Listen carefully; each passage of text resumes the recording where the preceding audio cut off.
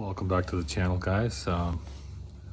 After putting the new mower tires on, I realized that I've got a little small spacer issue I wanted to show you.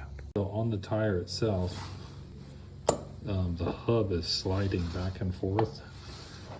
You can hear it there. That's going to drive me crazy. So I'm going to show you what I got going on. This is one of the spacers that come with the kit for the wheels. What I did was I got an inside diameter of 19.5 millimeters. And then the thickness I need here to take up that space, this is too big. So you could either grind this down to the thin it out so it'll fit in there. But I am going to use my Bamboo Lab printer. I'm going to print me a little plastic bushing, slide in there, and take up that space. See how this works out.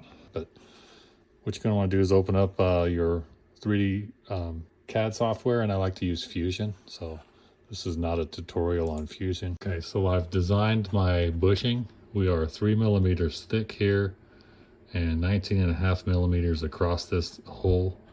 And I'm going to send this to my 3D printer, and we will print this puppy out and install it and show you how it works. Basically, I want to slide one over that. Perfect. I think that one's going to be the ticket. The 2.6 millimeter thick one will take up that space. So let's put that in and see how it works. She's in and it's perfect. No more clanking around while I'm mowing. And it's stiff, rolls great. And if you ever needed a reason to buy a 3D printer, well, now you got one. Thanks for watching, guys.